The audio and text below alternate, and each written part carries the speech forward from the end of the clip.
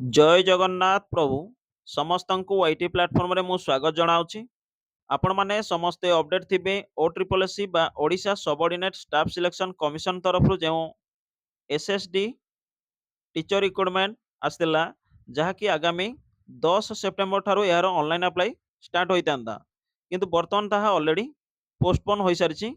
या पूर्व जदि आप देखिए थरे किंबा दुई थर नुहे 6 थर लेखाएं डेट एक्सटेंड होईची एवं लास्ट टाइम जो एडवर्टाइजमेंट आसला से एडवर्टाइजमेंट को नहीं पिलामानकर अनेक प्रश्न उठिला जो द्वारा कि आशा करा जाय पारे OSSC से एडवर्टाइजमेंट को खूब शीघ्र मॉडिफाई कर new online apply date release करेंगे। तेबे चलतु केउ सब पॉइंट को नहीं पिलामानकर प्रश्न उठिला सेगुडी को आमे डिस्कस करिवा। सबुठारो इंपोर्टेंट पॉइंट था कि the candidate must have the prescribed minimum educational qualification आज ऑन 1/1/2024। तो जो मानकर 1/1/2024 सुधा समस्त एजुकेशनल क्वालिफिकेशन गुड़िक कंप्लीट थी तो से माने ऑनलाइन अप्लाई करें एवं जो मानकर 1/1/2024 सुधा एजुकेशनल क्वालिफिकेशन गुड़िक कंप्लीट न थिबो तो से माने ऑनलाइन अप्लाई करें नाही। तेबे जदि आपण देखिबे ओटीईटी बा ओडिशा टीचर एलिजिबिलिटी टेस्ट चलित वर्ष ऑलरेडी एग्जाम कंडक्ट हो सारी एवं वर्तमान सुधा यार रिजल्ट पब्लिश होई नाही कि आगो को केबे जे ओटीईटी रिजल्ट आसीबो यार मध्ये कोनोसी निर्दिष्टता नाही। तो यह थिला सबुठारो गुरुत्वपूर्ण विषय।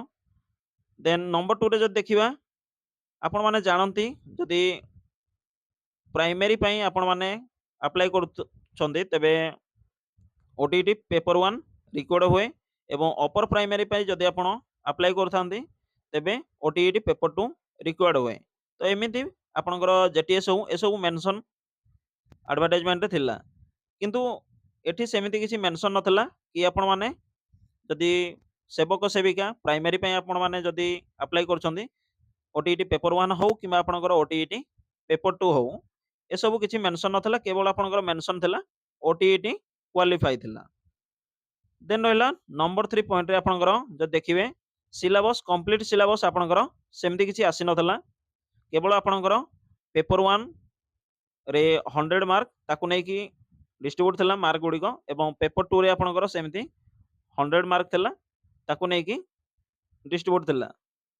तो ए सब पॉइंट गुड़िक जदि आपण देखिबे ताहले निश्चिंत केउठी ना केउठी एडवर्टाइजमेंट रे किछि त्रुटि थिला एवं आशा करिबा कि OSSC खूब शीघ्र से एडवर्टाइजमेंट को मॉडिफाई करी बा परिवर्तन आनी कि संशोधन करी कि आउ एक एडवर्टाइजमेंट शीघ्र पब्लिश हो एवं यथा शीघ्र ऑनलाइन अप्लाई डेट मध्य आसी जाऊ समस्ते ऑनलाइन अप्लाई जेपरी करि परिबे।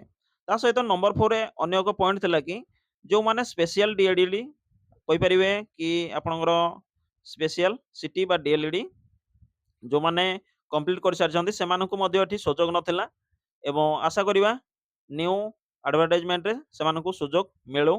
तो एई सब पॉइंट को नै कि आपण माने जानती कि जो एडवर्टाइजमेंट आसला ताहा ऑलरेडी पोस्टपोन हो सारी। तो जहाँ इनफॉरमेशन था मुझे आपको प्रोवाइड कर सारी। इनफॉरमेशन ऑथेंटिक लगे वीडियो को लाइक करेंगे शेयर करेंगे एवं चैनल फर्स्ट टाइम थे चैनल को सब्सक्राइब करेंगे। Thank you. जय जगन्नाथ। आपन सहित देखा आउ एक इनफॉर्मेटिव वीडियो रे। Thank you.